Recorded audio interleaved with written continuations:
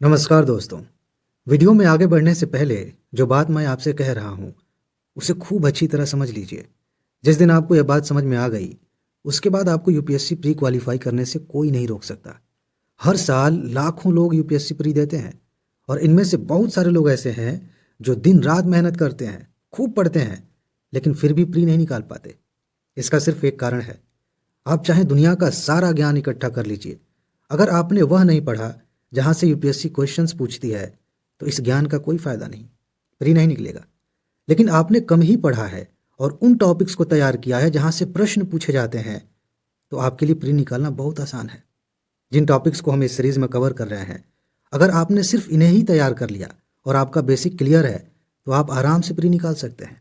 मैं लगातार 2 सालों से आपको सबूत दिखा रहा हूँ, कट ऑफ से ज़्यादा क्वेश्चन यही से आ रहे हैं।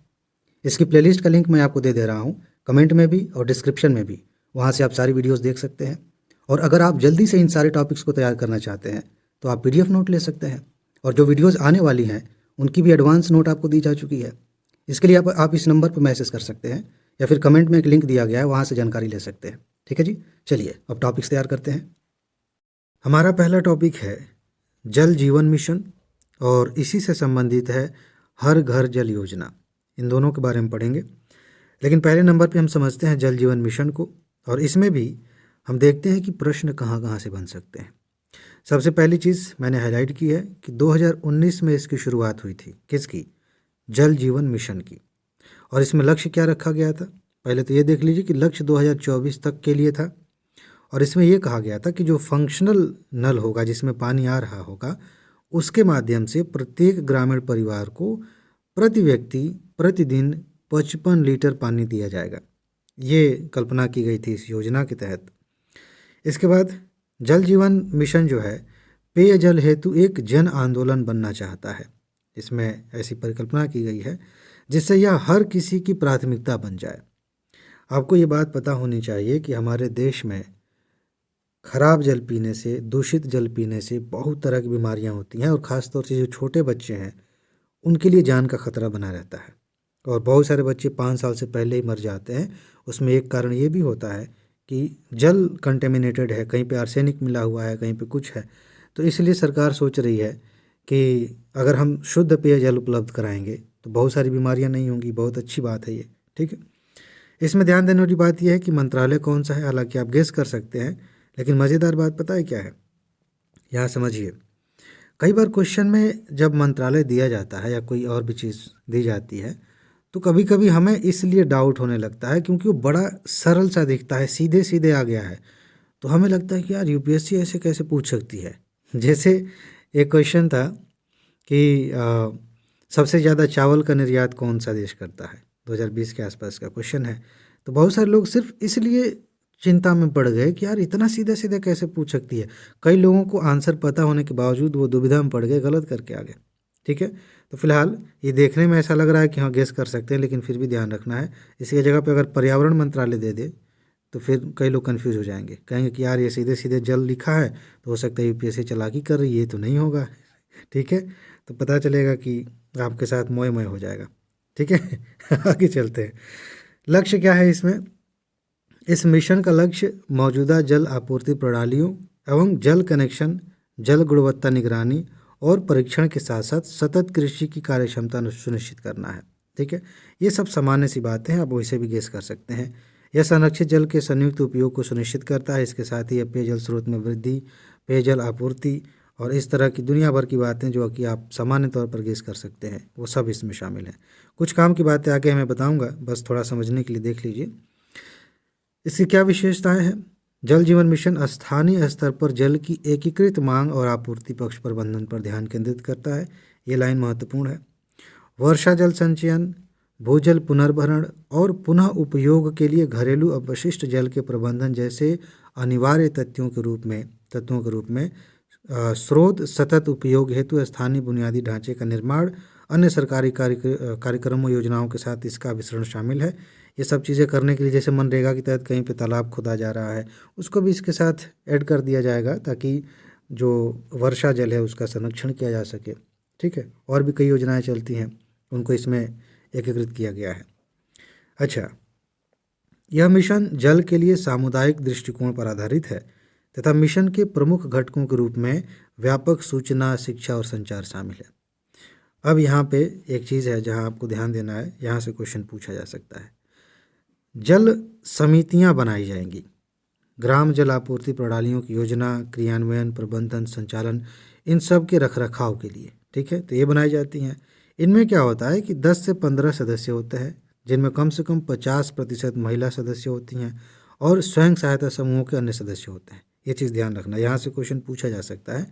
इसके अलावा मान्यता प्राप्त सामाजिक और स्वास्थ्य कार्यकर्ता, आशा, आंगनबाड़ी, शिक्षक आदि शामिल होंगे, ठीक है। तो ये ध्यान रखना है कि इसमें किन किन चीज़ों पर ध्यान दिया गया है, इन लोगों को इसमें शामिल किया गया है ताकि स्थानीय स्तर पर फैसला लेने में, सुझाव देने में ये अच्छी भूमिका निभा सके। समितियाँ सभी उपलब्ध ग्राम संसाधनों को मिलाकर एक बारगी ग्राम कार्य योजना तैयार करती हैं। योजना को लागू करने से पहले इसे ग्राम सभा द्वारा अनुमोदित किया जाता है। ये इम्पोर्टेंट है कि योजना लागू करने से पहले अनुमोदन कौन करेगा।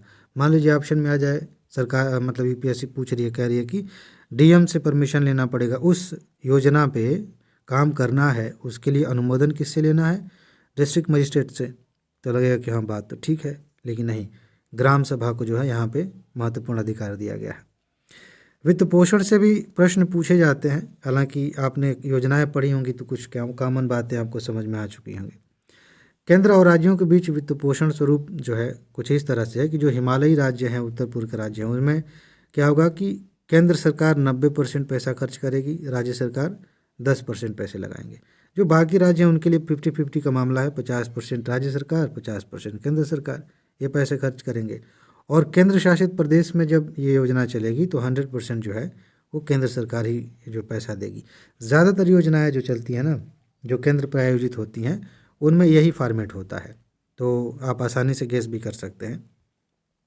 इसके बाद से प्रगति की बात करें तो कुछ आंकड़े जैसे आप देख रहे हैं कि यूपीएससी आंकड़े आजकल पूछ रही है, तो थोड़ा सा ध्यान दीजिए और ये आप मेंस में भी यूज़ कर सकते हैं। अभी तक 12 करोड़, लगभग 12 करोड़ यानी कि 62% ग्रामीण घरों में पाइप के पानी का कनेक्शंस हैं, जो 2019 के 3 करोड़ से काफ़ी अधिक है, ठीक है। ग्रामीण क्षेत्रों में इस पर काम चल रहा है।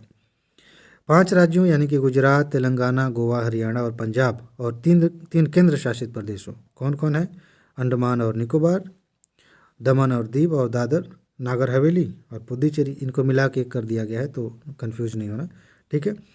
पुडुचेरी, इनमें 100% जो है ये कनेक्शन की व्यवस्था हो गई है। ये चीज़ आपको ध्यान रखनी है, यहाँ से क्वेश्चन पूछा जा सकता है सीधे सीधे फैक्ट कि किन राज्यों में ऐसी व्यवस्था हो चुकी है, 100% कनेक्शन से पानी आ रहा है, तो कंफ्यूज हो सकते हैं आप। अच्छा, निकट भविष्य में हिमाचल प्रदेश ये भी आ जाएगा लिस्ट में, बिहार भी आ जाएगा, तो हो सकता है कि इन्हीं को दे दे ऑप्शन में कि यहाँ 100% हो गया है, तो फिर गड़बड़ हो जाएगा। आगे जल जीवन मिशन शहरी जो है उसको देख लेते हैं। अभी तो हम गाँव की बात कर रहे थे, ये भी लगभग वैसा ही है, बस यहाँ पे एक बात ये ध्यान रखिए कि कभी कभी इसको लेके प्रश्न पूछा जा सकता है कि सतत विकास लक्ष्य 6 किससे संबंधित है, या फिर घुमा के अलग तरीके से पूछ ले यही बात शहरों से जोड़ के, तो ध्यान रखना है। इसके अनुसार क्या है, सभी शहरों में कार्यात्मक नल के माध्यम से घरों में जल की आपूर्ति के सार्वभौमिक कवरेज प्रदान करने हेतु केंद्रीय आवास और शहरी मामलों के मंत्रालय के तहत जल जीवन मिशन शहरी योजना की घोषणा की गई है। मज़ेदार बात देखिए, यहाँ मंत्रालय को ध्यान में रखिएगा, नहीं तो फिर गड़बड़ हो जाएगी, ठीक है ना। अभी हम मंत्रालय पे बात कर रहे थे ना, यहाँ पे कन्फ्यूजन हो सकती है। तो यहाँ पे जो मंत्रालय है शहरी वाले के लिए केंद्रीय आवास और शहरी मामलों के मंत्रालय के तहत जल जीवन मिशन शहरी योजना की घोषणा की गई है, ठीक है। यह जल जीवन मिशन ग्रामीण का पूरक है, जिसके तहत 2024 तक ये सारी बातें हमने देखी हैं, तो ये तो आप जानते ही हैं। जल जीवन मिशन का उद्देश्य क्या है शहरी वाले का, भाई नल और सीवर के कनेक्शन तक पहुंच सुनिश्चित करना, जल निकायों का पुनर्स्थापन, चक्रीय जल अर्थव्यवस्था की स्थापना करना। अब हम बात करते हैं हर घर जल योजना। इसमें कौन सी बात ध्यान रखनी है, हर घर जल योजना जो है जल जीवन मिशन का एक भाग है। सबसे पहली बात तो ये ध्यान रखिए, क्योंकि हो सकता है अलग से इस पर क्वेश्चन बनाए और एक लाइन बन जाए कि ये जल जीवन मिशन का भाग है, तो ध्यान रखना है। जिसे भारत में जल शक्ति मंत्रालय द्वारा लॉन्च किया गया, ठीक, फिर से मंत्रालय आ गया। इसका उद्देश्य भारत के हर घर को पाइप जल कनेक्शन उपलब्ध कराना है, ठीक है। इसके बाद अब नाम में ही लिखा है हर घर जल योजना, वाटर इन एवरी होम। इसका तात्पर्य है प्रत्येक घर तक जल की उपलब्धता, जो इस योजना के उद्देश्य को परिलक्षित करता है। हर घर जल योजना के परिणाम स्वरूप भारत में उन परिवारों के प्रतिशत में उल्लेखनीय वृद्धि हुई है जिनकी अब पाइप जल कनेक्शन तक पहुंच है, लगभग 64%। और यह मिशन शुरू होने के बाद से उल्लेखनीय प्रगति का संकेत देती है। तो ये सामान्य सी बात है।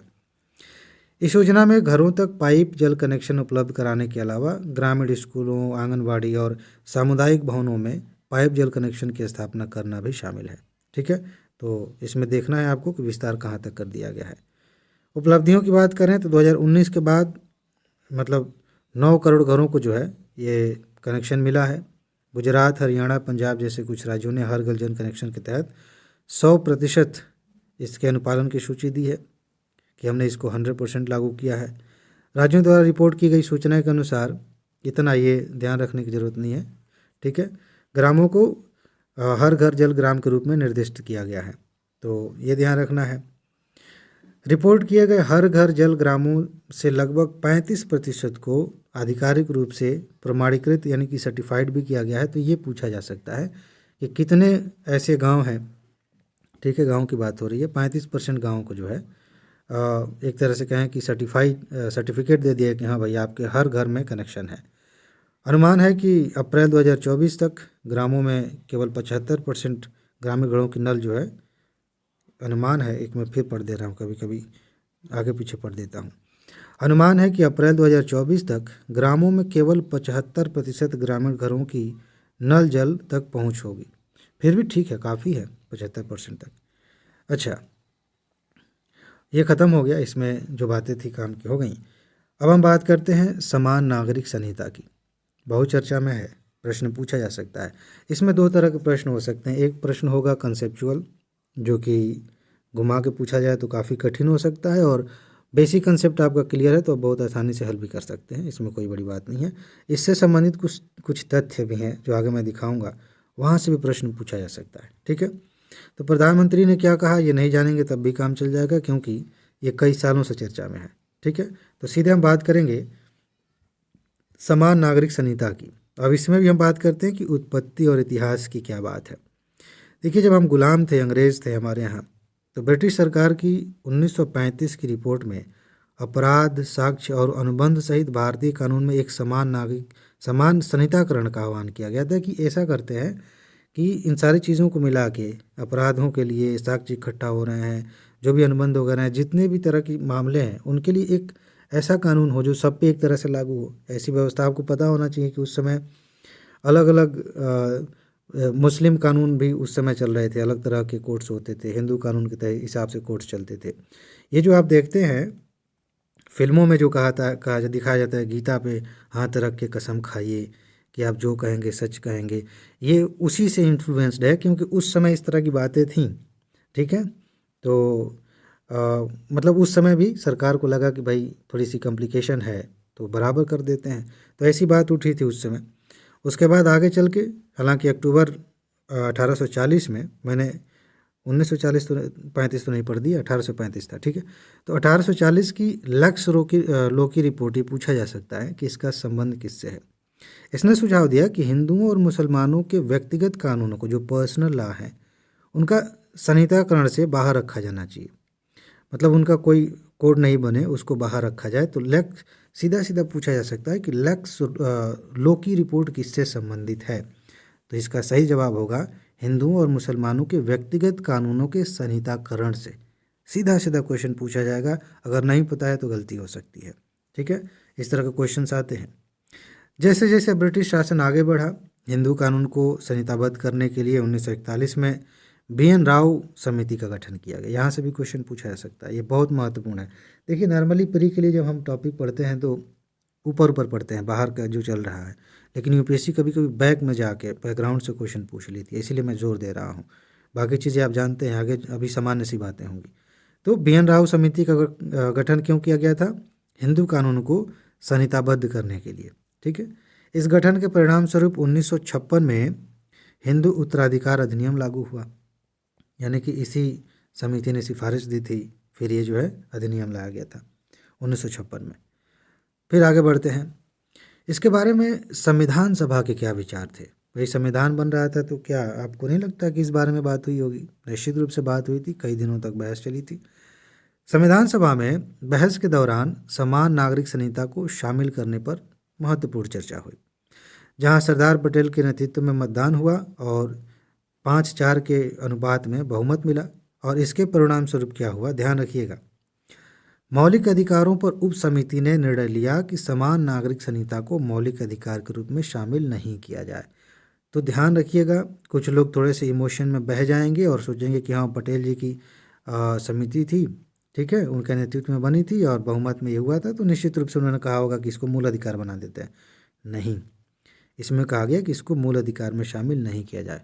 ठीक, इसके बाद डॉक्टर बी.आर. अम्बेडकर ने संविधान का मसौदा तैयार करते समय कहा था कि समान नागरिक संहिता जो है वो वांछनीय तो है, ठीक है, लेकिन इसे तब तक स्वैच्छिक बना रहना चाहिए जब तक हमारा समाज तैयार नहीं हो जाता।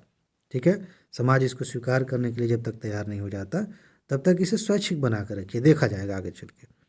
इसके परिणाम स्वरूप क्या हुआ कि समान नागरिक संहिता को राज्य के नीति निर्देशक सिद्धांतों में यानी कि डीपीएसपी में शामिल कर दिया गया अनुच्छेद 44 में।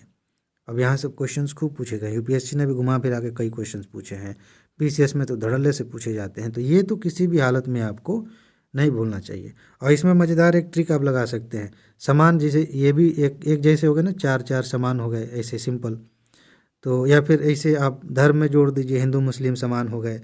तो याद करने के लिए कुछ भी ऐसे कर दीजिए कि हाँ समान समान अनुच्छेद हैं, 4-4 हैं, याद हो जाएगा तुरंत, नहीं भूलेगा। ठीक है, तो अनुच्छेद 44, यहाँ ध्यान देने वाली बात एक ये है, भारत में विवाह, तलाक, विरासत जैसे पर्सनल लॉ के विषय समवर्ती सूची के अंतर्गत आते हैं। इस तरह से क्वेश्चंस भी पूछ लिए जाते हैं कि ये किस सूची में आएंगे। समवर्ती सूची का क्या मतलब होता है, ये तो सिंपल सी बात है, आप जानते होंगे। एक है केंद्रीय सूची, जिस सूची में जो शामिल किए गए विषय हैं उस पर संसद कानून बनाएगी। ठीक, ये केंद्रीय सूची हो गई। एक होती है राज्य सूची, चलिए राज्य सूची को यहाँ पर हम मान लेते हैं, ठीक है। तो राज्य सूची में राज्य कानून बनाते हैं। एक समवर्ती सूची होती है, इसमें ये भी कानून बनाएंगे, ये भी कानून बनाएंगे। इस सूची में जो विषय होंगे उनके बारे में राज्य सरकारें भी कानून बना सकती हैं, संसद भी कानून बना सकती है, केंद्र सरकार। ठीक है, तो ये समवर्ती सूची में शामिल किए गए। ओके, आगे बढ़ते हैं। समान नागरिक संहिता के पक्ष में क्या तर्क दिए जाते हैं, ये मुख्य परीक्षा के लिए काम की बातें हैं। थोड़ा अगर कंसेप्चुअल क्वेश्चन बने तो आप ध्यान रख सकते हैं, मेंस में लिखने के काम की चीज़ है। तो मैं ऊपर ऊपर पढ़ दे रहा हूँ, बाकी आप समझ जाएंगे। विविधता में एकता का जश्न मनाया जाए। लोग कहते हैं कि भाई इतनी विविधता है, उसमें एकता भी होनी चाहिए, तो इसको अलग तरीके से इस रूप में भी देखा जाता है कि यह विविध समुदायों के बीच एकता और सद्भावना की भावना जो है उसको भी बढ़ावा देगा। उदाहरण के लिए लिखा है यहाँ पे, जो यूनिफॉर्म सिविल कोड है, इसके बिना किसी कानूनी बाधा या सामाजिक दुष्प्रभाव के अंतर धार्मिक विवाह और संबंधों को सक्षम बनाया जाएगा। एक क्वेश्चन आपके दिमाग में आता होगा कि ये तो आपने बताया नहीं कि बेसिकली इसका संबंध किससे है। समान नागरिक संहिता का क्या मतलब, सब लोग समान हो जाएंगे, एक जैसे कपड़ा पहनेंगे, जैसे खाएंगे, एक जैसे रहेंगे?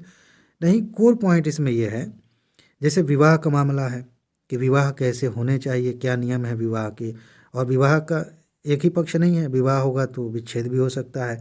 तो अगर तलाक लेना है तो आप देखेंगे कि हिंदू के लिए अलग है, मुस्लिम कानून में अलग व्यवस्था की गई है तलाक के लिए। ठीक है, विवाह के तरीके भी अलग अलग हैं, हालांकि तरीके तो ठीक है लेकिन उसमें कुछ बातें ध्यान में रखनी है जिससे मूल अधिकार वगैरह प्रभावित ना हो। तो इन मुद्दों को उठाकर कहा जाता है कि भाई एक जैसा कर दो। तो एक बात ये हो गई। इसके अलावा एक होता है उत्तराधिकार के नियम। हिंदुओं में भी कई तरह के उत्तराधिकार के नियम है, मुस्लिम कानून के हिसाब से उत्तराधिकार के नियम अलग हैं। तो इस तरह की बातों को समान नागरिक संहिता में शामिल किया जाता है। बात समझ में आ गई? चलिए आगे बढ़ते हैं। महिलाओं को सशक्त बनाया जाए। भाई विभिन्न तरह के कानून हैं, तो उनमें बहुविवाह है, असमान वितरण आदि, इन सब चीज़ों को देखते हुए कई बार आपको दिखेगा साफ साफ कि महिलाओं के साथ भेदभाव हो जाता है, उनके मूल अधिकारों का उल्लंघन हो जाता है। वो अपने हिसाब से जो स्वतंत्रता अनुभव कर सकती हैं वो नहीं कर पाती। तो ये भी एक बाधा जो है वो दूर हो जाएगी। कानूनी दक्षता के लिए इसे सरल बनाया जाए। भाई कानूनी प्रणाली वैसे ही जटिल है, इसकी वजह से और दिक्कतें आ जाती हैं, तो इससे कानूनी दक्षता बढ़ेगी, सिविल कोड रहेगा तो चीज़ें काफ़ी आसान हो जाएंगी। एक तर्क दिया जाता है, बाकी आप पढ़ लीजिए। ठीक है, इसके बाद इसके विरोध में भी तर्क दिए जाते हैं। अल्पसंख्यकों के अधिकारों को भी तो खतरा हो सकता है, एक एंगल ये भी है। भारत की शक्ति उसके विविध समाज में निहित है और इन विविधताओं को समायोजित करने के लिए व्यक्तिगत कानून विकसित किए गए हैं कि जो समाज अपने हिसाब से देख रहा है कि हाँ हमारे हिसाब से ये सूट करता है ये नियम, हम ऐसे चलेंगे। ठीक है। आलोचकों का तर्क है कि एकल संहिता लागू करने से अल्पसंख्यक समुदायों की सांस्कृतिक और धार्मिक स्वायत्तता कमजोर हो सकती है, जिससे अलगाव और हाशिए की स्थिति की भावना पैदा हो सकती है। यहाँ पे एक कंट्रडिक्शन और दिखेगा। जब आप मूल अधिकार देखेंगे, मूल अधिकार में आप धर्म की आज़ादी देखेंगे, अल्पसंख्यकों के अधिकार को देखेंगे, तो उसमें कहा गया कि भाई ये अपने हिसाब से कुछ चीज़ें कर सकते हैं। ठीक है, जैसे आप अपने हिसाब से पूजा पाठ वगैरह कर सकते हैं, अपने हिसाब से क्या कहते हैं अपनी भाषा संस्कृति को बढ़ावा दे सकते हैं, उसमें कहा गया है। और समान नागरिक संहिता अगर लागू की जाएगी तो भाई बराबर करना पड़ेगा, तो उनको जो विशेष अधिकार दिया गया उसके साथ कॉन्फ्लिक्ट पैदा हो जाता है। और ऐसे ही वो टॉपिक्स हैं जहाँ से यूपीएससी इंटरव्यू में क्वेश्चन पूछती है आपसे कि बताइए ऐसे दुविधा वाले पॉइंट पे आपका विचार क्या, आप किधर खड़े होते हैं। मेंस में विश्लेषण करने के लिए दे देती है, निबंध इस पर आ जाते हैं। तो ऐसे पॉइंट्स को आपको पकड़ के रखना चाहिए, अपनी आप एक निष्पक्ष राय विकसित कर लेनी चाहिए, काम आएगा। न्यायिक बैकलॉग है, आप देखें पहले से ही न्यायिक मामलों में महत्वपूर्ण बैकलॉग का सामना किया जा रहा है और इसको लागू करने के बाद से स्थिति और ज़्यादा खराब हो सकती है। व्यक्तिगत कानूनों को एक कोड में सुसंगत बनाने के लिए आवश्यक व्यापक महत्वपूर्ण कानूनी सुधारों हेतु समय और प्रयास की आवश्यकता होगी। तो इस तरह से दोनों पक्ष अब जब आप जानेंगे तो चीज़ें जो है आपके लिए काफ़ी आसान हो जाएंगी, आपका जो तर्क होगा वो काफ़ी मजबूत हो जाएगा। गोवा में कहा जाता है कि भाई लागू है तो लागू है, वहाँ कुछ जटिलताएँ भी हैं, तो ये चीज़ देख लीजिए। गोवा में ऐसे पीसीएस वगैरह में पूछा जाता है किस राज्य में समान नागरिक संहिता लागू है, इस तरह की कुछ व्यवस्थाएं लागू हैं, तो देख लीजिए। लेकिन वहाँ भी जो है काफ़ी जटिलता है अभी। ये बाकी चीज़ें हैं, सामान्य सी पढ़ लीजिएगा। भारत में जो प्रयास किए गए हैं इस संदर्भ में उसे समझना ज़रूरी है। हमने पढ़ा था पिछले साल विशेष विवाह अधिनियम के बारे में, 1954 में बना था। इस अधिनियम के अंतर्गत किसी भी धर्म के भारतीय नागरिक को धार्मिक रीति रिवाज से बाहर विवाह करने की अनुमति है। इस अधिनियम के तहत जैसे आप कहते हैं कोर्ट मैरिज कर रहे हैं, सिंपल भाषा में अगर कहा जाए तो यहाँ कोई किस धर्म का है, किस जाति का है, किस तरीके से ट्रेडिशन उसके यहाँ फॉलो किया जाता है, उसकी कोई ज़रूरत नहीं है। आप कानून के तहत पंजीकरण कराते हैं, आप विवाह कर लेते हैं। ठीक है, तो एक तरह से कहें कि ये समान हो गई, मतलब मामला समान हो गया यहाँ पे। तो एक संवैधानिक प्रावधान किया गया, सांविधिक प्रावधान कानून बना के। अच्छा, समान नागरिक संहिता की आवश्यकता की सिफारिश करने वाले कुछ निर्णय हैं जिनको आप देख लीजिए। शाहबानो केस में एक बात कही गई थी, सरला मुदगल केस 1995 और पाउलो काहिंटो बनाम मारिया लोइजा वेलेंटीना परेरा 2019 का ये केस है, परेरा के नाम से ज़्यादा फेमस था। ठीक है, इसमें कुछ बातें की गई थी। अब विधि आयोग आपने पढ़ा होगा, विधि आयोग के बारे में प्रश्न पूछे जाते हैं, इसने क्या कहा है ये भी समझ लेते हैं। कई बार क्वेश्चन पूछ लिया जाता है कि विधि आयोग ने ये सलाह दी थी। भाई विधि आयोग क्यों बनाया गया है?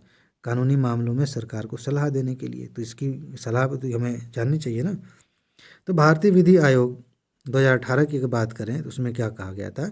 इसमें कहा गया है कि यूसीसी समझ रहे हैं ना, ये समान नागरिक संहिता को शॉर्ट में कर दिया गया, कॉमन कोड है, यूनिफॉर्म सिविल कोड सॉरी। तो यह है, इस स्तर पर न तो आवश्यक है और न ही वांछनीय है, क्योंकि यह राष्ट्र की सद्भावना के लिए प्रतिकूल होगा। 2018 में क्या कहा कि ये ठीक नहीं है।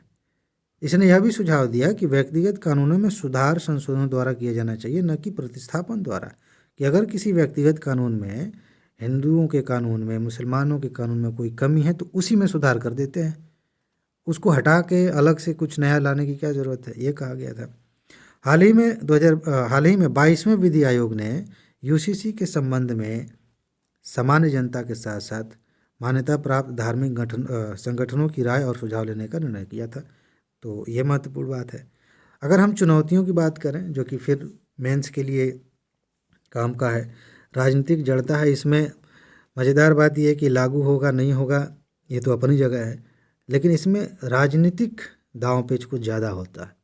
तो अगर इसको लागू करना भी चाहें तो कई बार कई तरह की चीज़ें सामने आती हैं। तो एक तो ये है, इसको आप पढ़ लीजिए, सामान्य सी चीज़ है। जागरूकता और शिक्षा का अभाव है, कई लोग इसको नहीं समझ पाते जो इसके पक्ष में उनमें भी बहुत सारे लोग हैं जो समझ नहीं पाते, झूठ वूठ में हल्ला करते रहते, कूदते रहते हैं कि पता नहीं क्या चमत्कार हो जाएगा। और जो लोग नहीं जानते हैं, इसके विपक्ष में हैं, वो झूठ मूठ में कभी कभी डरे रहते हैं कि पता नहीं इससे क्या हो जाएगा। तो जागरूकता और शिक्षा का अभाव है हमारे यहाँ, ठीक है। बाकी इसके बारे में जो बातें लिखी हैं सामान्य, एक बार पढ़ लीजिएगा, काम आएगा। अब हम पढ़ते हैं जलवायु वित्त के बारे में। जलवायु परिवर्तन एक बहुत महत्वपूर्ण टॉपिक है, लगातार प्रश्न आ रहे हैं। देखिए इसमें कौन कौन सी बातें ध्यान रखनी है। सबसे पहले तो थ्री ग्रीन्स के बारे में आपको पढ़ना है, ये महत्वपूर्ण है, टर्म है, पूछे जा सकते हैं। कार्बन बाजार पे यूपीएससी ने पूछा है, कार्बन क्रेडिट पे क्वेश्चन आए हैं, ठीक है। और भी जो फंड बनाया गया तो उस पर क्वेश्चन आया। तो इस तरह से क्वेश्चन आते रहते हैं, जो टर्म्स होते हैं, जो नेशनली डिटरमाइंड कंट्रीब्यूशंस होते हैं, उस पर क्वेश्चन पूछा गया है। इसीलिए जब भी आपको ऐसे शब्द टर्म्स मिलें जलवायु परिवर्तन से संबंधित, और ख़ास तौर से जो नए हैं, जो चर्चा में आए हैं, उनको छोड़ना नहीं है, पढ़ के जाना है। तो चलिए देखते हैं कि इसका क्या मतलब है। ग्रीन वॉशिंग क्या है? ग्रीन वॉशिंग पूछा जाए कि इसका मतलब क्या है, बताइए।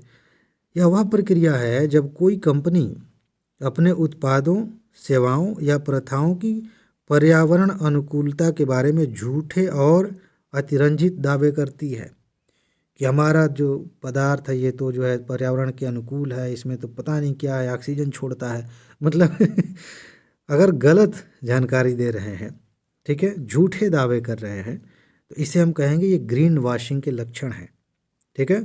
उदाहरण के लिए कचरा बैग पर पुनर्चक्रण योग्य लिखा हुआ है कि इसका रिसाइकल किया जा सकता है, इसका लेबल लगा होता है। कूड़े के थैलों को आमतौर पर लैंडफिल या भस्मक पर अन्य कूड़ों से अलग नहीं किया जाता, इसलिए किसी भी उद्देश्य के लिए उनका दोबारा उपयोग किए जाने की अत्यधिक संभावना नहीं है। हम फेंक देते हैं और उसको क्या किया जाता है, या तो ज़मीन में दफना दिया जाएगा। आप देखिए शहर के जो कूड़े हैं उनको ले जाकर कहीं गड्ढा है वहाँ पे जमा किया जा रहा है, रास्ते के किनारे भरा जा रहा है, तो ज़मीन में लगा दिए, उसको दबा दिए ना, या फिर उसको जला दिया गया, तो कहाँ से हमने उसको रीयूज़ किया? तो ये नहीं हो पाता।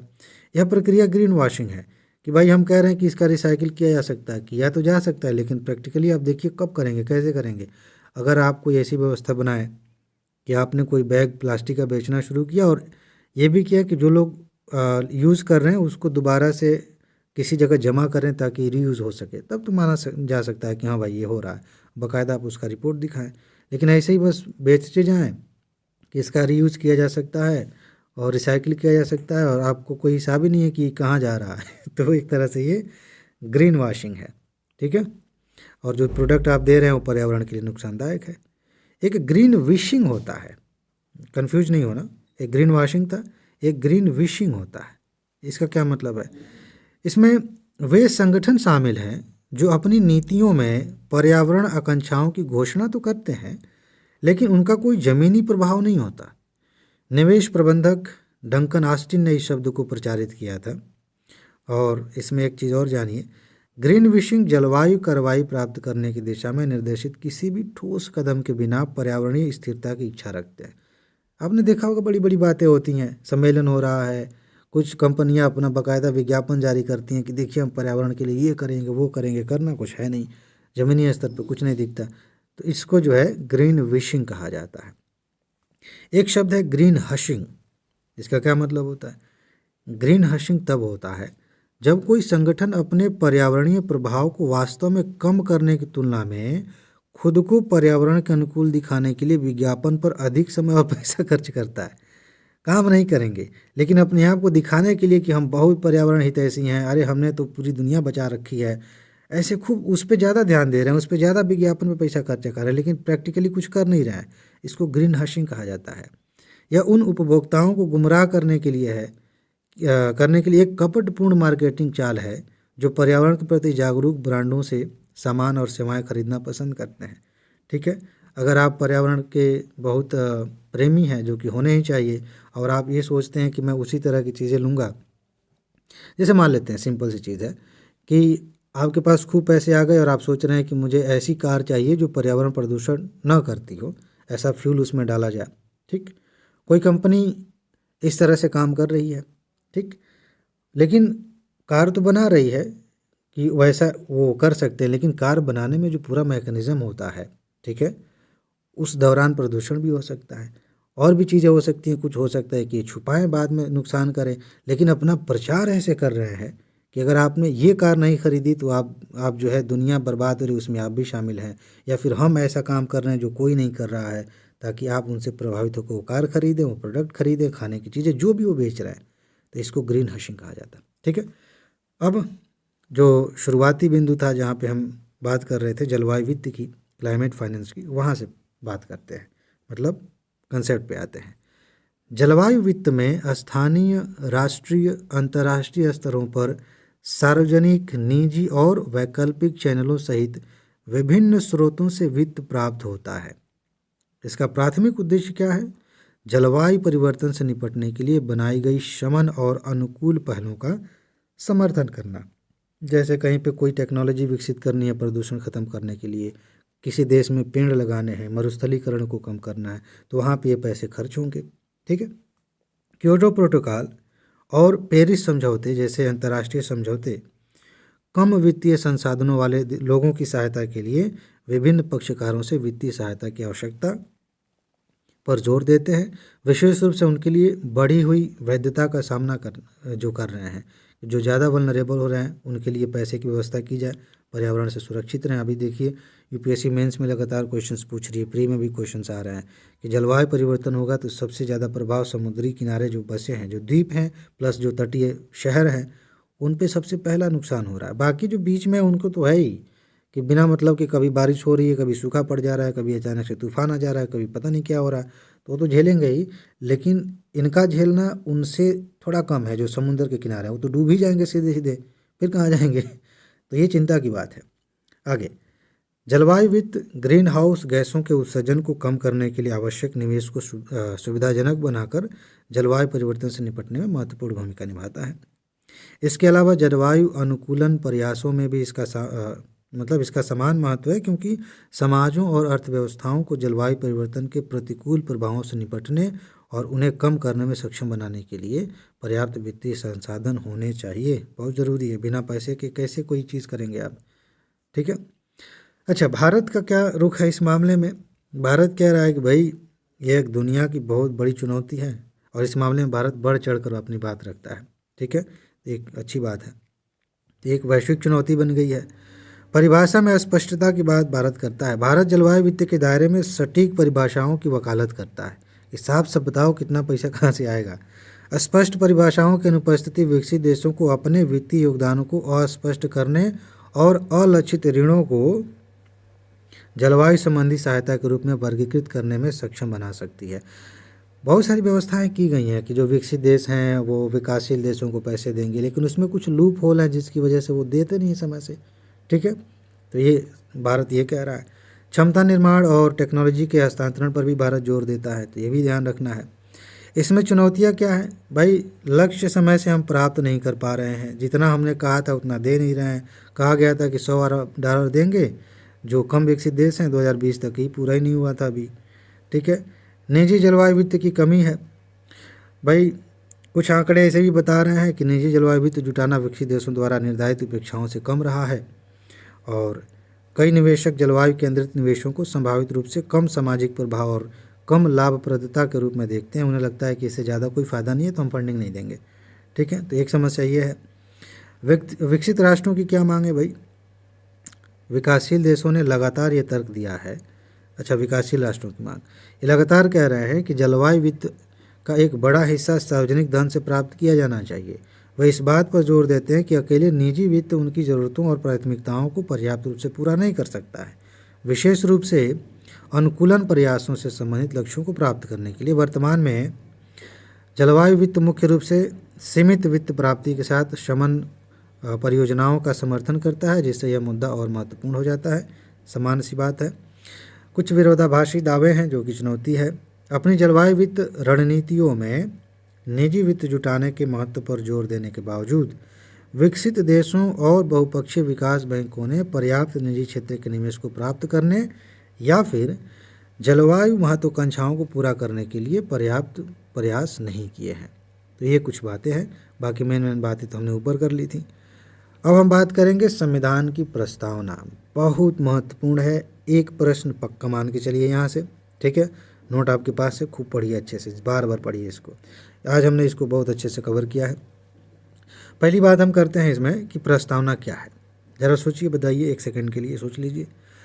प्रस्तावना दस्तावेज में एक परिचयात्मक कथन है जो दस्तावेज के दर्शन और उद्देश्यों की व्याख्या करता है। कोई भी किताब आप खरीदते हैं तो देखेंगे शुरू में एक पेज होता है जिसमें उस किताब के बारे में बताया गया है।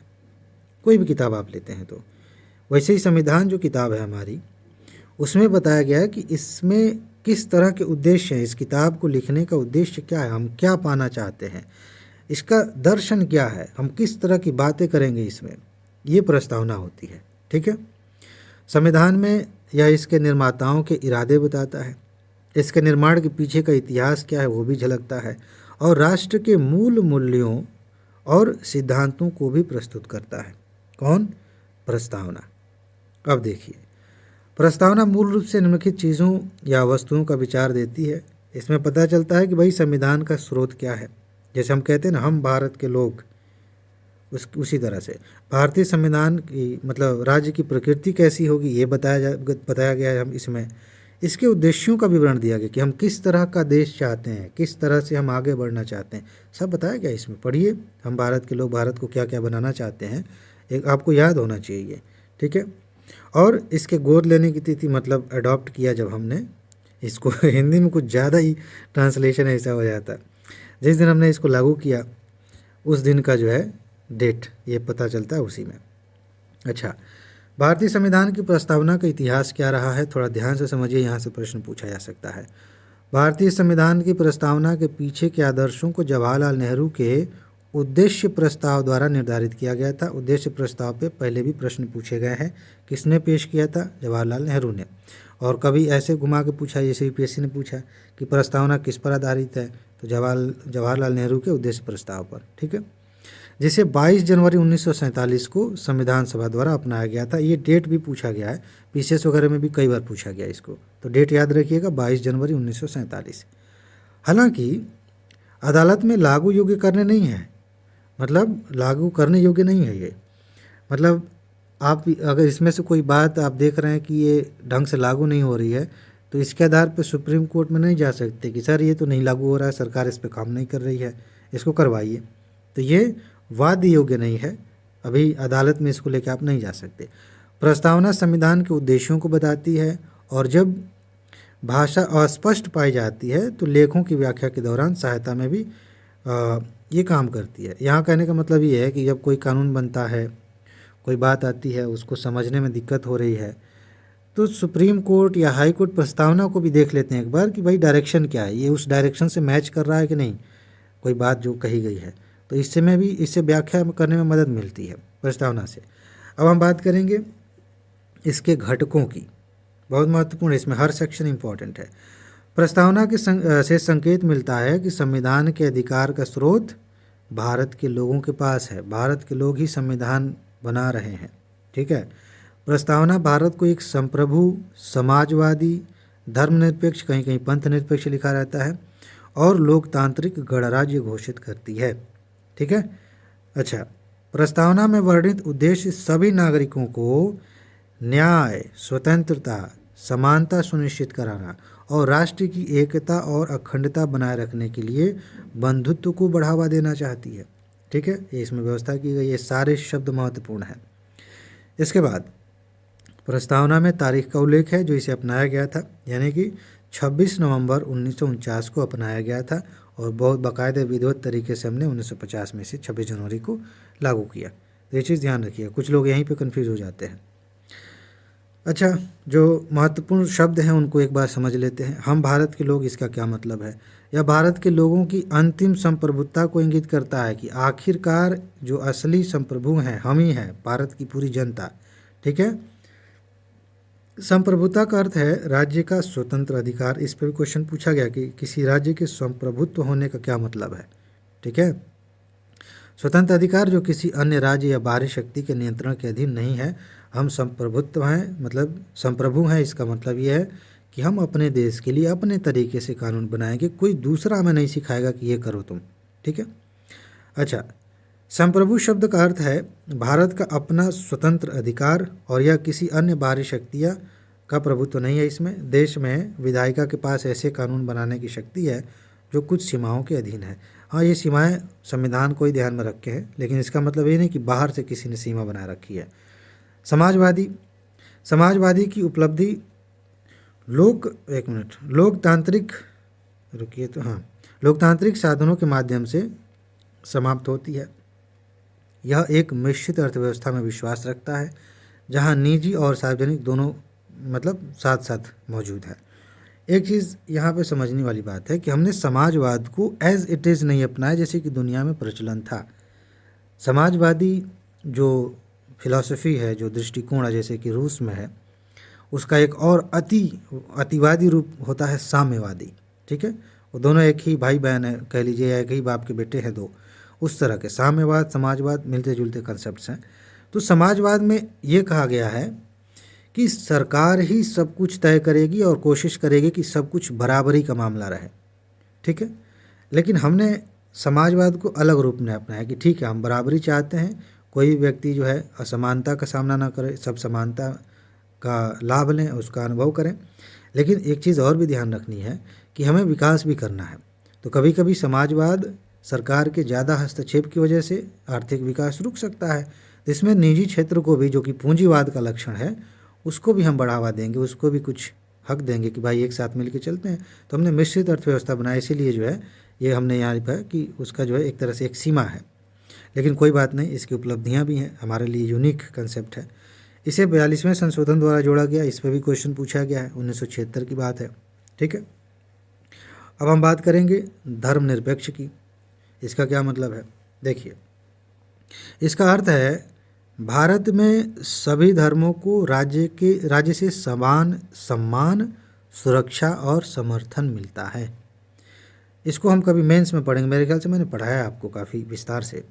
ठीक है, कि धर्मनिरपेक्ष का क्या मतलब है, और इसलिए ज़रूरी है क्योंकि इस पर क्वेश्चंस मेंस में फर्स्ट पेपर में खूब आते हैं। फोर्थ में भी कभी कभी आ जाता है केस स्टडी, सेकेंड पेपर में भी आ जाता है, लेकिन फर्स्ट में ज़्यादा आता है समाज को जोड़ के। तो ध्यान रखिए कि इसमें सबके साथ समानता का व्यवहार किया जाएगा, सबकी सुरक्षा की बात की जाएगी, सबको जहाँ तक समर्थन की ज़रूरत है दिया जाएगा। ठीक है, सरकार किसी के साथ जो है भेदभाव नहीं करेगी। 42वें संविधान संशोधन 1976 द्वारा प्रस्तावना में इसे भी शामिल किया गया। इसके बाद लोकतांत्रिक, भाई इसका तो मतलब आप जानते हैं, भारत में भारत के संविधान में संविधान का एक स्थापित रूप है जो चुनाव में व्यक्त लोगों की इच्छा से अपना अधिकार प्राप्त करता है। ये बहुत सीमित सी बात हो रही है लोकतंत्र के बारे में, लेकिन इसका जो असली अर्थ है ना, वो बहुत व्यापक है। लेकिन फिलहाल अगर एक लाइन में कहना ही पड़ जाए तो सीधी सी बात है कि लोकतंत्र का मतलब ये होता है कि हम अपने हिसाब से अपना सिस्टम बनाते हैं, अपने प्रतिनिधि चुनते हैं, अपनी सरकार बनाते हैं और सरकार चलाते हैं।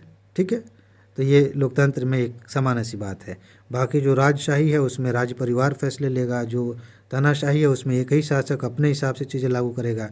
यहाँ पे क्या है, कोई एक व्यक्ति ज़्यादा उड़ेगा और जनता के खिलाफ काम करेगा तो 5 साल बाद फिर ठीक है, औकात सामने आ जाएगी। ठीक है, लोग अपने हिसाब से अपने हिसाब के आदमी को चुन लेंगे। गणतंत्र का क्या मतलब है, इस पर अलग से क्वेश्चन पूछा जाएगा, ध्यान रखिएगा। गणतंत्र पर अलग से प्रश्न पूछा जा सकता है। इसके बारे में मैंने एक टॉपिक में बात की है और PDF नोट भी आपको दी गई है, तो वहाँ से आप तैयार कर सकते हैं कि गणतंत्र का क्या मतलब होता है। राज्य का जो मुखिया है वो लोगों द्वारा चुना जाता है। भारत में भारत का जो राष्ट्रपति है वो एक निर्वाचित प्रमुख है। बाकी जो है राजतंत्र में आप देखते हैं कि राजा तो राजा है ही, उसके बाद राजा का बेटा राजा बनेगा या बेटी महारानी बनेगी। वो एक सिस्टम बना हुआ है, लोग नहीं चुनते। हमारे यहाँ जो मुखिया है राज्य का, उसे हम चुनते हैं। हम डायरेक्ट नहीं चुनते हैं, हमने जिनको चुन के भेजा है वो चुनते हैं, लेकिन कायदे से देखा जाए तो हमने ही तो चुना है अप्रत्यक्ष रूप से। ये बातें हो गई। उद्देश्य के बारे में बात कर लेते हैं, कुछ बातें तो हमने ऊपर की ही। संविधान सर्वोच्च कानून है और यह समाज में अखंडता बनाए रखने और एक महान राष्ट्र के निर्माण के लिए नागरिकों के बीच एकता को बढ़ावा देने में मदद करता है। भारतीय संविधान का मुख्य उद्देश्य पूरे देश में सद्भाव को बढ़ावा देना है। ठीक है, और इसे प्राप्त करने में जो कारक हैं, सहायक हैं, उन्हें देख लेते हैं, जिनके बारे में चर्चा की गई प्रस्तावना में। इतने विस्तार से आपको किताबों में नहीं मिलेगा। ठीक है, इसलिए मैं कह रहा हूँ कि PDF नोट को खूब ध्यान से पढ़िए, हल्के में लेने वाली बात नहीं है। सबूत 2 सालों से दिखा रहा हूँ, अभी फिर दिखाने वाला हूँ, बहुत मज़ा आएगा। तो अभी पहले तैयार कर लीजिए आप भी अच्छे से, तभी तो मज़ा आएगा। ठीक है, तो चलिए देखते हैं। हाँ, एक चीज़ अब बोल ही रहा हूँ तो बता देता हूँ, जाइए कमेंट में, वहाँ पे लिंक दिया गया है, जानकारी ले लीजिए, PDF नोट ले लीजिए। आते हैं न्याय पे।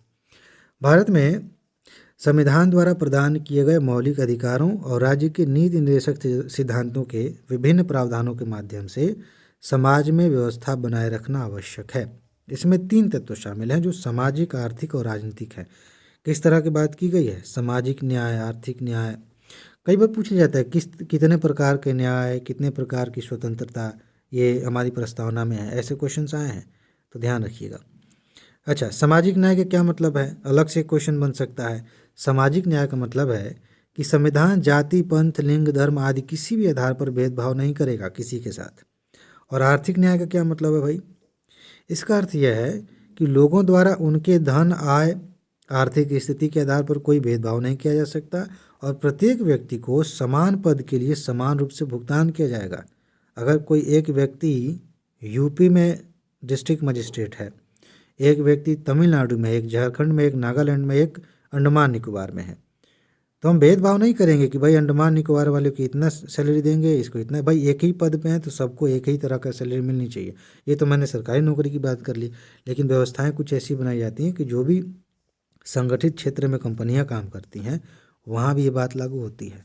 ठीक है, असंगठित क्षेत्र में तो आप जानते हैं, अर्थव्यवस्था आपने पढ़ी है, तो वहाँ पे काफ़ी अनियमितता है। तो ये बात समझ में आ गई। भेदभाव नहीं किया जा सकता, प्रत्येक व्यक्ति को जो है समान भुगतान किया जाएगा और सभी लोगों को अपने जीवन यापन के लिए कमाने का अवसर मिलनी चाहिए। अगर आप कहें कि मुझे पढ़ाई छोड़ के स्टार्टअप खोलना है, कोई रोक नहीं सकता आपको। आप कहें कि मुझे ये काम करना है जिससे मुझे पैसा कमाना है, कोई नहीं रोक सकता। लेकिन मूल अधिकार जब खूब ध्यान से पढ़ेंगे तो वहाँ पता चलेगा कुछ अपवाद भी हैं, कि ये नहीं कि पैसा कमाने के लिए कुछ ऐसे काम करने लगें जिससे दूसरों का नुकसान हो रहा है, तो वो थोड़ा ध्यान रखना है। लेकिन आज़ादी तो दी गई है कि आप अपने हिसाब से अपनी वृत्ति, अनुच्छेद 19 पढ़िए मूल अधिकार में, ठीक है, तो वो कर सकते हैं। राजनीतिक न्याय की भी बात की गई है भाई। इसका मतलब ये है कि सभी लोगों को राजनीतिक अवसरों में भाग लेने के लिए बिना किसी भेदभाव के समान, स्वतंत्र और निष्पक्ष अधिकार है। आप प्रधानी के चुनाव लड़िए, उम्र हो जाए, आप जो है विधायक बनने की कोशिश करिए, सांसद बनने की कोशिश करिए, कोई नहीं रोकने वाला है। ठीक है, बस कुछ उसके क्राइटेरियाज हैं, कुछ कहें कि आवश्यकताएं हैं जिनको पूरा करनी है, उतना आपने कर लिया। भारत के नागरिक हो, दिवालिया ना हो, मानसिक रूप से विक्षिप्त ना हो, इतनी उम्र हो, ये सब कर लिया, आप योग्य हैं। तो मतलब राजनीति में भाग लेने की पूरी आज़ादी हर किसी को दी गई है। ये सैद्धांतिक बात हो गई। प्रैक्टिकली क्या होता है आप जानते हैं।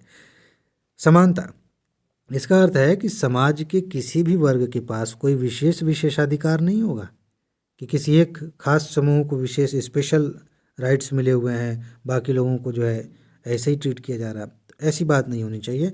और सभी लोगों ने बिना किसी भेदभाव के हर चीज़ के लिए समान अवसर दिए गए हैं। ठीक है, कानून के सामने सब बराबर हैं। ठीक है, ये समानता का मतलब है। लिबर्टी का क्या अर्थ है? आज़ादी का क्या मतलब है? लोगों को अपने जीवन का तरीका चुनने, जिस तरीके से हम जीना चाहते हैं, भाई जैसा हम कपड़ा पहनना चाहते हैं, खाना पीना चाहते हैं, घूमने कमाने घूमना चाहते हैं, ठीक है। समाज में राजनीतिक विचार जो भी उनका है, भाई कि हम इस पार्टी के समर्थक हैं, वो उस पार्टी के समर्थक है, कोई किसी पार्टी का समर्थक नहीं है। भाई अपने अपनी राय है, इसकी आज़ादी होनी चाहिए, ज़बरदस्ती थोड़ी है कोई। और व्यवहार करने की स्वतंत्रता, कि हम जैसे चाहें वैसे व्यवहार करें। ध्यान रखिए, इसका मतलब ही नहीं किसी को पकड़ के थप्पड़ मार दें, ठीक है। मतलब हम अपने हिसाब से बाधे बधाए नहीं है कि हमको इसी पैटर्न पे व्यवहार करना है, इतने बजे उठना है, इतने बजे जगना है, ऐसे ही चलना है, ऐसा नहीं है। आप अपने हिसाब से कर सकते हैं। स्वतंत्रता का अर्थ कुछ भी करने की स्वतंत्रता नहीं है। व्यक्ति कुछ भी कर सकता है, लेकिन कानून द्वारा निर्धारित सीमा में ही कर सकता है। वो तो मैंने आपको हिंट दिया। बंधुत्व का क्या मतलब है? भातृत्व का क्या मतलब है? इसका अर्थ है सभी लोगों के साथ भाईचारे की भावना और भावनात्मक लगाव, जो कि राजनीति इस पे सबसे ज़्यादा प्रहार करती है। मेरे ख्याल से दुनिया में अगर ये इस तरह की राजनीति ना हो ना, कि कोई मुसलमानों के अपना हित से दिखाने में लगा है, कोई हिंदुओं को, कोई दलितों को, कोई अपने जाति के लोगों को, और इस चक्कर में वो दुश्मन बना देते हैं। अगर इस तरह की चीज़ें ना हो तो लोग अपने आप बंधुत्व में रहेंगे, अपने आप भाईचारे में रहेंगे, बड़े मस्त रहेंगे। जो आम आदमी है ना वो बड़ा ही क्यूट आदमी है, बहुत मासूम है, उसको ज़्यादा इन चीज़ों से मतलब नहीं होता, लेकिन इसी आम आदमी को विस्फोटक बनाया जा सकता है, इसकी मासूमियत का गलत इस्तेमाल किया जा सकता है और होता है। आप देख रहे हैं, आप समझदार हैं, देखिए कि और मैं किसी एक साइड की बात नहीं कर रहा हूँ, हर तरह से अलग अलग एंगल पे कोई छोटे लेवल पे कर रहा है, कोई बड़े लेवल पे कर रहा है, तो ये चिंता की बात है। लेकिन हमारे संविधान में ये बात कही गई है कि भाई हम बंधुत्व को बढ़ावा देंगे। होगा, लोग जैसे जैसे पढ़े लिखेंगे और समझदार होंगे तो चीज़ें बेहतर होंगी। अब इनका महत्व क्या है? यह जीवन का एक तरीका प्रदान करता है। इसमें एक सुखी जीवन की धारणा के रूप में बंधुत्व, स्वतंत्रता, समानता शामिल है और जिसे एक दूसरे से नहीं लिया जा सकता। स्वतंत्रता को एक मिनट स्वतंत्रता को समानता से अलग नहीं किया जा सकता, समानता को स्वतंत्रता से अलग नहीं किया जा सकता। इस पर लेके क्वेश्चन पूछा जा सकता है घुमा फिरा कर। न ही स्वतंत्रता और समानता को बंधुत्व से अलग किया जा सकता है, यानी कि तीनों चीज़ें एक दूसरे से जुड़ी हैं। अगर कोई व्यक्ति आज़ाद नहीं है, स्वतंत्र नहीं है काम करने के लिए, तो वो समान कैसे हुआ? और अगर समानता नहीं है तो काहे कि भाईचारा कब तक भाईचारा बना रहेगा? समझ रहे हैं? भाईचारा नहीं है तो समानता कब तक बनी रहेगी, आज़ादी कब तक रहेगी? ये सब एक दूसरे से जुड़े हुए हैं। अच्छा, समानता के बिना स्वतंत्रता अनेकों पर कुछ लोगों की सर्वोच्चता प्रदान करती है। ये स्टेटमेंट सीधा सीधा पूछा जा सकता है, मेरे ख्याल से पूछा भी गया है। स्वतंत्रता के बिना समानता व्यक्तिगत पहल को मार देती है कि अगर स्वतंत्रता नहीं है और सबको समान कर दिया जाए तो एक व्यक्ति कोई विशेष बात कहना चाहता है, उसको नहीं कहा, मतलब कह ही नहीं पाएगा, वो समानता नहीं है, सॉरी आज़ादी नहीं है कहने की। और बंधुता के बिना स्वतंत्रता कई लोगों पर कुछ लोगों की सर्वोच्चता पैदा कर देगी। समझ रहे हैं? बंधुता है नहीं, भाईचारा है नहीं और आज़ादी दे दिया है, छोड़ दिया है, अब पड़े हैं एक दूसरे के पीछे, तो जो मजबूत होगा वो दूसरे पे कब्जा कर लेगा, उसको अपने अधीन कर लेगा, दिक्कत हो जाएगी। ठीक है? और बंधुत्व के बिना स्वतंत्रता और समानता चीज़ों का एक स्वाभाविक पाठ्यक्रम नहीं बन सकती। तो ठीक है, ये सारी बातें हमने समझ ली। अब इसकी स्थिति के बारे में बात करते हैं, इस पर भी क्वेश्चंस पूछे गए हैं। संविधान की प्रस्तावना पर सर्वोच्च न्यायालय में कई बार चर्चा होती है। दो मामलों को पढ़कर समझा जा सकता है। बेरुबारी मामला जो आया था, इसमें क्या हुआ? संविधान के अनुच्छेद 143(1) के तहत एक संदर्भ के रूप में इस्तेमाल किया गया था, जो बेरुबारी संघ से संबंधित भारत पाकिस्तान समझौते के कार्यान्वयन पर था और उन परिक्षेत्रों का आदान प्रदान करने के लिए था जिन पर विचार करने के लिए 8 सदस्यों वाली पीठ द्वारा निर्णय लिया गया था। बेरुबारी मामले के माध्यम से कोर्ट ने कहा, ध्यान दीजिएगा, प्रस्तावना निर्माताओं के दिमाग को खोलने की कुंजी है। हम समझ सकते हैं कि वो क्या सोच रहे थे, लेकिन इसे संविधान का हिस्सा नहीं माना जा सकता। इस पर क्वेश्चन पूछा गया है कि पहली बात यही है कि प्रस्तावना संविधान का हिस्सा है या नहीं है। तो बेरुबारी मामले में कहा गया था कि ये संविधान का हिस्सा नहीं है। इसमें हम समझ रहे हैं कि भाई लोग क्या कहना चाहते हैं, लेकिन ये संविधान थोड़ी हो गया। तर्क उस समय के हिसाब से ठीक लगता है, लेकिन अगर मैं कहूँ कि फूल बहुत सुंदर है लेकिन इसे पेड़ का हिस्सा नहीं मान सकते, तो थोड़ा समझना पड़ेगा ना। भाई पेड़ नहीं होता तो फूल कहाँ से आता? मैंने बड़ा ही अजीब तरह का एग्जाम्पल दे दिया, लेकिन कहने का मतलब है कि कोई भी चीज़ जो अभिन्न तरीके से जुड़ी है, ठीक है, तो हमें मानना पड़ेगा, आगे मानना पड़ा। फिलहाल बेरुबारी में कहा गया कि नहीं मान सकते, इसलिए यह कानून की अदालत में लागू करने योग्य नहीं है। यहाँ तक तो ठीक है, ये बात अभी भी चलती है कि ये इसके आधार पे हम नहीं कह सकते कि भाई इसे कानून में लागू कराइए, सरकार पे दबाव डालिए कि ये बात लागू करें, ठीक है, लेकिन संविधान का हिस्सा नहीं माना गया था बेरुबारी में। उसके बाद केशवानंद भारती केस आया। इस मामले में पहली बार एक रिट याचिका पर सुनवाई के लिए 13 जजों की बेंच बैठी थी, अब तक की सबसे बड़ी बेंच थी। ठीक है, कोर्ट ने क्या कहा? संविधान की प्रस्तावना को अब संविधान का अंग माना जाएगा। अंग था ही। प्रस्तावना सर्वोच्च शक्ति या किसी प्रतिबंध या निषेध का स्रोत नहीं है। बहुत महत्वपूर्ण लाइन है, इस पर क्वेश्चन पूछा गया है। प्रस्तावना किसी शक्ति का स्रोत नहीं है। वहाँ से किसी भी प्राधिकरण को, किसी भी संगठन को जो संविधान के तहत बनाया गया उसको शक्ति नहीं मिलती, लेकिन यह संविधान की विधियों और प्रावधानों की व्याख्या में महत्वपूर्ण भूमिका निभाती है। जैसे कि हमने शुरू में बात की कि बात समझ में नहीं आ रही है संविधान की कोई, तो इस प्रस्तावना को देख के कह सकते हैं कि हाँ, समानता की बात की गई थी, तो ये समानता के संदर्भ में ये बात हो सकती है। हमने ऐसा उद्देश्य रखा था कि भाईचारा होना चाहिए, तो भाईचारे के संदर्भ में बात समझ लेते हैं। तो उसकी व्याख्या में महत्वपूर्ण भूमिका ये निभाता है। तो निष्कर्ष निकाला जा सकता है कि प्रस्तावना संविधान के प्रारंभिक भाग का हिस्सा है। ठीक है, किस में कहा गया कमेंट में बताइए, अगर इतने में भूल गए तो फिर क्या बात है। ठीक है। अच्छा, 1995 में केंद्र सरकार बनाम LIC ऑफ इंडिया मामले में भी सुप्रीम कोर्ट ने एक बार फिर से यह माना कि प्रस्तावना संविधान का अभिन्न अंग है, लेकिन भारत में न्याय की अदालत में सीधे लागू करने योग्य नहीं है। ये बात बेरुबारी मामले में भी कही गई थी, केशवानंद भारती मामले में भी इस तरह की बात कही गई थी। आगे इसमें संशोधन भी किया गया। एक क्वेश्चन ऐसे बन सकता है कि प्रस्तावना में संशोधन हो सकता है या नहीं। जैसे कभी कभी पूछा जाता है कि मूल अधिकार में संशोधन हो सकता है कि नहीं, हो सकता है, दोनों में हो सकता है। 42वां संशोधन किया गया था 1976 में। केशवानंद भारती मामले के निर्णय के बाद यह स्वीकार किया गया कि प्रस्तावना संविधान का हिस्सा है। तो संविधान में संशोधन करने की व्यवस्था तो की गई है, तो संविधान का हिस्सा ये भी है, इसमें भी कर सकते हैं। संविधान के भाग के रूप में संविधान के अनुच्छेद 368 के तहत प्रस्तावना में संशोधन किया जा सकता है, लेकिन प्रस्तावना की मूल संरचना में संशोधन नहीं किया जा सकता। अब उसमें से हम कोई चीज़ ऐसी निकाल दें कि जैसे लोकतांत्रिक शब्द ही हमने निकाल दिया, भाई सब कुछ पूरा सिस्टम मिल जाएगा तो वो गड़बड़ हो जाएगा। तो मूल संरचना नहीं हटाएंगे, कुछ छोटी मोटी बातें और कुछ नया ऐड कर दें, कुछ और क्लियर करने के लिए, बात समझ में नहीं आ रही और स्पष्ट करने के लिए कुछ कह दें, वो ठीक है, लेकिन मूल संरचना को बदलने के लिए संशोधन नहीं किया जा सकता। अभी तक कितनी बार हो चुका है? 4 बार। ऐसे UPSC पूछती है कि अभी तक इसमें 2 बार संशोधन हो गए हैं, 4 बार हो गए हैं, कि कभी नहीं हुआ है। केवल 1 बार संशोधन हुआ है, वही 42 वाला। ठीक है।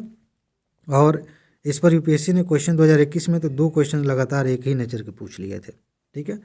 इसमें क्या हुआ कि समाजवादी, धर्मनिरपेक्ष या पंथ निरपेक्ष और अखंडता शब्द जोड़े गए।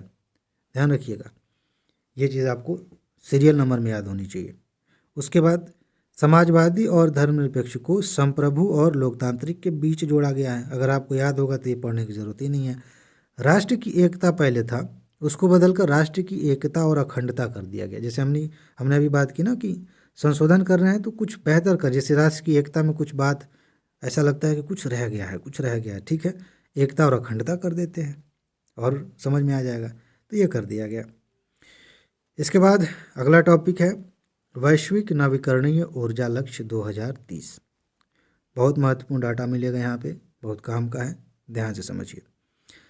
30 नवंबर से 12 दिसंबर तक दुबई में होने वाले जलवायु परिवर्तन पर संयुक्त राष्ट्र फ्रेमवर्क कन्वेंशन UNFCCC, आगे ये शार्ट वाला ही मिलेगा। तो इसके 28वें कॉन्फ्रेंस ऑफ पार्टीज, जिसको COP बोलते हैं, कॉन्फ्रेंस ऑफ पार्टीज़ को, तो आगे आपको ये मिलेगा। तो 28वां, ये कभी कभी PCS वगैरह में पूछ लिया जाता है कि 28वां कहाँ हुआ था, दुबई में। 2030 तक अक्षय ऊर्जा क्षमता को 3 गुना करने का वैश्विक लक्ष्य प्रस्तावित किया गया है। कि जो अक्षय ऊर्जा है, जिसका क्षय नहीं होता, जैसे पेट्रोलियम वगैरह है वो तो ख़त्म हो जाएगा, लेकिन सौर ऊर्जा है, जो बायो ईंधन है, उसको तो हम दोबारा जनरेट कर सकते हैं ना। तो इसके लक्ष्य को हम बढ़ा रहे हैं, 3 गुना करने की बात है। G20 घोषणा में भी इसकी घोषणा की गई थी। यद्यपि इस तरह के वैश्विक लक्ष्य का विचार आकर्षक है, लेकिन इसमें काफ़ी जटिलताएं भी हैं और जिन पर विचार करने की आवश्यकता है। अब जानते ही हैं, कहना अलग बात है, काम करने में टाइम लगता है। तो फिलहाल वर्तमान स्थिति क्या है देख लेते हैं। 2021 में विश्व स्तर पर ऊर्जा उत्पादन में अक्षय ऊर्जा स्रोतों, रिन्यूएबल एनर्जीज जो सोर्स है, उसकी स्थापित क्षमता 3026 गीगावाट जो है इतनी थी, जो कुल क्षमता का 39% है। विशेष रूप से पनबिजली ने अक्षय ऊर्जा स्रोतों के उत्पादन में आधे से अधिक का योगदान दिया है। तो एक क्वेश्चन तो सीधा सीधा यहाँ से आप मान के चलिए कि अगर इस पर पूछा जाएगा तो दुनिया में सबसे ज़्यादा नवीकरणीय ऊर्जा जो है उत्पादन में कौन सा माध्यम आ गया, किस माध्यम से ज़्यादा उत्पादन करते हैं, तो पनबिजली का जो योगदान है उसमें वो आधे से ज़्यादा है। ठीक है। और सौर और पवन ऊर्जा की हिस्सेदारी कितनी है, संयुक्त रूप से दोनों को मिला दें, सोलर और विंड एनर्जी को मिला दें, तो 36% था। ठीक है। 2030 तक नवीकरणीय ऊर्जा क्षमता को 3 गुना करने के लक्ष्य को प्राप्त करने के लिए हमें 2021 में सभी स्रोतों में कुल स्थापित क्षमता में लगभग 6000 गीगावाट क्षमता जोड़ने की आवश्यकता होगी। और ध्यान देने वाली बात यह है कि पनबिजली परियोजनाओं से जुड़ी विस्तारित समय सीमा को देखते हुए सौर और पवन ऊर्जा से इस क्षमता का बड़ा हिस्सा उपलब्ध होने की उम्मीद है। सौर और पवन ऊर्जा की संयुक्त रूप से 25% की क्षमता उपयोग कारक को मानते हुए इसमें अकेले लगभग 13,000 टेरावाट घंटे बिजली पैदा होगी।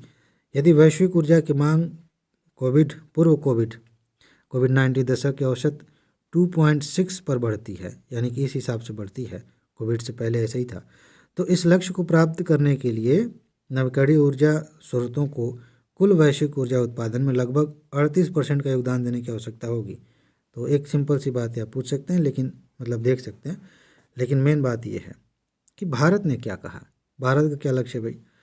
2022 तक 75 गीगावाट नवीकरणीय ऊर्जा क्षमता को प्राप्त करने का लक्ष्य था, जिसमें 100 गीगावाट सौर ऊर्जा, 60 गीगावाट पवन ऊर्जा, 10 गीगावाट बायोमास और 5 गीगावाट जो है लघु पनबिजली से प्राप्त करना शामिल है। इसे संशोधित करके 2030 तक 500 गीगावाट गैर जीवाश्म ईंधन आधारित ऊर्जा लक्ष्य रखा गया है। ये इम्पॉर्टेंट है, ठीक है, जिसकी घोषणा COP26 में कर दी गई थी। इसके अलावा भारत का लक्ष्य 2030 तक गैर जीवाश्म ईंधन स्रोतों से 50% ऊर्जा उत्पादन है। इसकी घोषणा पेरिस समझौते के तहत भारत के राष्ट्रीय स्तर पर निर्धारित योगदान, इस पर क्वेश्चन पूछा गया है, नेशनली डिटरमाइंड कंट्रीब्यूशंस NDC, इसमें की गई थी। ये क्या होता है, मैं सीधा सीधा बता दूं। NDC का मतलब ये होता है कि सरकारें अपनी तरफ से कहती हैं कि भाई हम इतना योगदान करेंगे, हम अपनी तरफ से जलवायु परिवर्तन को रोकने के लिए इतनी नवीकरणीय ऊर्जा उत्पन्न करेंगे, कार्बन को शोषित करने के लिए, सोखने के लिए और उसके उत्सर्जन को रोकने के लिए हम ये व्यवस्थाएं करेंगे अपनी तरफ से। इसको बोलते हैं NDC, ठीक है। केंद्रीय विद्युत प्राधिकरण द्वारा प्रस्तुत ऊर्जा उत्पादन मिश्रण 2030 रिपोर्ट, अच्छा ये ऐसे ही है, रिपोर्ट में बात कही गई है कुछ, तो यहाँ से कट गया होगा, लेकिन बस इतना ध्यान रखिए कि हाँ इसमें कुछ बात कही है। अच्छा, कोयला, अरे हाँ जी, कही क्या है ये सामने ही तो है, मैंने हाईलाइट नहीं किया है तो लग रहा है कि ऊपर वाले का हिस्सा था। ये तो एक तरह से अपने आप में एक हेडिंग है। तो इसमें क्या है, इस रिपोर्ट के हिसाब से कुछ बातें समझ लीजिए। कोयला से ऊर्जा उत्पादन का अनुमान क्या है। ऊर्जा मिश्रण में कोयले की हिस्सेदारी 2022-23 में 73% से घटकर 2030 में 55% जो है इतना होने का अनुमान है। बहुत अच्छी बात है।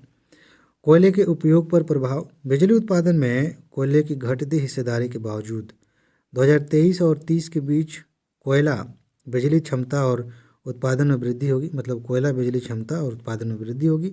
कोयला क्षमता में 19% की वृद्धि की उम्मीद है, जबकि इसी अवधि के दौरान जीवाश्म ऊर्जा उत्पादन में 13% की वृद्धि होगी। आने वाले समय में हम खुद से इतनी व्यवस्थाएं कर लेंगे कि जो पेट्रोलियम और बाकी चीज़ों पर पैसा खर्चा हो रहा है हमारा बहुत ज़्यादा, वो रुकेगा। अच्छा, सौर ऊर्जा का योगदान, सौर ऊर्जा का बिजली मिश्रण पर महत्वपूर्ण प्रभाव पड़ने का अनुमान है, जिससे इसके समग्र भार में वृद्धि होगी। अनुमान है कि सौर ऊर्जा उत्पादन में 4 गुना वृद्धि होगी, जो 2030 तक 109 गीगावाट से बढ़कर के 392 गीगावाट हो जाएगी। ये कुछ आंकड़े हैं जो आपको ध्यान में रखना है। साथ ही इसी दौरान सौर ऊर्जा उत्पादन 173 बिलियन यूनिट से बढ़कर 761 बिलियन यूनिट की उम्मीद है। तो ये कुछ ज़्यादा ही हो गया, इसको याद नहीं रखेंगे तो काम चल जाएगा। कुछ और योगदान की बात करते हैं।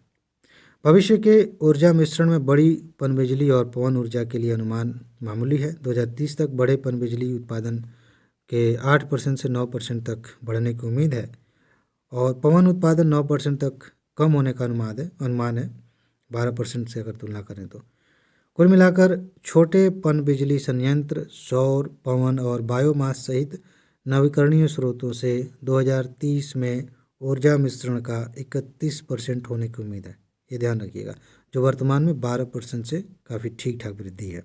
ठीक, इसके बाद क्लीन टेक। क्लीन टेक क्या होती है? क्लीन टेक्नोलॉजी आप इसको कहिए, उसको शॉर्ट में क्लीन टेक कह दिया गया है। स्वच्छ तकनीक क्या है भाई? जो क्लीन टेक्नोलॉजी का एक संक्षिप्त रूप है, नवोन्मेषी प्रौद्योगिकियों, उत्पादों और प्रक्रियाओं को संदर्भित करता है, जिनका उद्देश्य विभिन्न उद्योगों और गतिविधियों से जुड़े नकारात्मक पर्यावरणीय प्रभाव को कम करना, उन्हें न्यूनतम करना है। सीधी सी चीज़ यह है कि ऐसी ऐसी तकनीक हम बनाएं जिससे पर्यावरण साफ हो, जो प्रदूषण हो रहा है वो कम हो, क्लाइमेट चेंज हो रहा है उस पर जो प्रभाव पड़ रहा है वो कम हो। ठीक है। क्लीन टेक में ऊर्जा, परिवहन, कृषि, अपशिष्ट प्रबंधन, जल उपचार सहित विभिन्न क्षेत्रों की एक व्यापक श्रृंखला शामिल है। क्लीन टेक का प्राथमिक लक्ष्य आर्थिक विकास और मानव कल्याण को बनाए रखते हुए, यानी कि आर्थिक विकास भी होता रहे, इंसानों का कल्याण भी होता रहे, स्थिरता, संसाधन दक्षता और पर्यावरण संरक्षण को बढ़ावा देना है। बहुत अच्छी बात है ये। अब देखिए कुछ उदाहरण देख लेते हैं, समझ में आ जाएगी बात। जैसे सौर पैनल है, सौर ऊर्जा के प्रकाश को बिजली में बदल देता है। तो इससे जो कोयले से हम बिजली उत्पन्न कर रहे हैं वो तो कम होगा ना, कुछ तो कम होगा, तो उससे पर्यावरण प्रदूषण भी कम होगा। विंड टर्बाइन का यूज़ करते हैं, बायोडीजल है, इलेक्ट्रिक वाहन है, स्मार्ट ग्रिड है, ये सब जो है क्लीन टेक के एग्जाम्पल्स हैं। एलईडी लाइट हम यूज़ करते हैं, पहले वाले जो लाइट वो जो रहता था 100 वाट का, अब देखिए 7 वाट, 8, 9, 12 इस तरह से एलईडी लाइट्स आ गई हैं। तो ये भी एक अच्छी तकनीक है। भारत में इसका क्या महत्व है भाई? जीवाश्म ईंधन पर निर्भरता कम हो जाएगी, बहुत अच्छी बात है, होनी ही चाहिए। इसके बाद जलवायु परिवर्तन और उत्सर्जन को कम किया जा सकेगा, ये कर सकते हैं। ये सेंटेंस में ऐसे ही पूछा जाएगा, अंदर की बातें आप पढ़ सकते हैं, लेकिन यूपीएससी इससे पूछे कि क्लीन टेक के क्या फ़ायदे होंगे बताइए ज़रा, तो ये मेन मेन बातें हैं। इसके बाद ऊर्जा सुरक्षा की वृद्धि हो जाएगी और सिक्योरिटी हो जाएगी। जैसे अभी क्या है, कोयले पर ही निर्भर हैं, पेट्रोलियम पर निर्भर हैं, और उसकी आपूर्ति बंद हो जाए तब क्या करेंगे।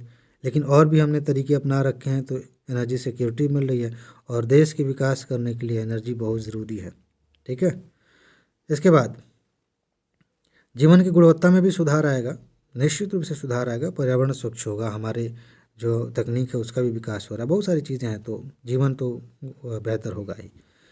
इसके बाद है आर्थिक विकास को उत्प्रेरित करना। निश्चित रूप से आर्थिक विकास भी बढ़ेगा, नए नए रोजगार के साधन पैदा हो जाएंगे, और आर्थिक विकास इस रूप में भी महत्वपूर्ण होगा कि सस्टेनेबल आर्थिक विकास होगा, जो हमारे नेचुरल रिसोर्सेज हैं उस पर दबाव कम होगा। ठीक है, ये बात है, बाकी चीज़ें यहाँ पे लिखी हैं, आप देख सकते हैं। इसके बाद नवाचार को प्रोत्साहन मिलेगा, नई नई तकनीक लाने को प्रोत्साहन मिलेगा कि भाई जब इसी तरह की अर्थव्यवस्था बन रही है, लोग यही चाह रहे हैं, तो उसमें और भी नवाचार आएगा, और जो हमने किया उससे सीखेंगे, उसमें और कुछ बेहतरी लेके आएंगे, और बेहतरी आएगी, और इनोवेशन होगा क्लीन टेक में। ठीक है। इसके बाद ये है महिला सशक्तिकरण होगा। क्लीन टेक नवाचार महिला उद्यमियों और कारोबारी नेत्रियों के लिए भी मतलब नेतृत्व के अवसर खोलेगा। तो ये कुछ सामान्य सी बातें मेंस में भी आप लिख सकते हैं। इसके बाद ग्रामीण सशक्तिकरण होगा। भारत की ग्रामीण अर्थव्यवस्था में 120 मिलियन किसान और 34 मिलियन सूक्ष्म उद्यम शामिल हैं। प्रायः बिजली तक अविश्वसनीय पहुंच और महंगे आयातित डीजल पर निर्भरता से समस्या से जूझ रहे हैं। अब उन्हीं के यहाँ गांव में ही सोलर पैनल लग जाए और इस तरह की व्यवस्थाएं हो जाएं, तो ऊर्जा की आपूर्ति आराम से हो जाएगी। ठीक है, तो उनका भी विकास होगा। तो ये कुछ बातें रहीं आज की वीडियो में, बाकी टॉपिक्स हम अगली वीडियो में कवर करेंगे। ठीक है, तो इसमें बस इतना ही है। पीडीएफ नोट ले लीजिए, जल्दी से उनको तैयार कर लीजिए। अपना ख्याल रखिए, खुश रहिए, मस्त रहिए, मुस्कुराते रहिए, जल्दी से सफल होइए और ज़िंदगी को एंजॉय कीजिए। आगे मिलते हैं। नमस्कार।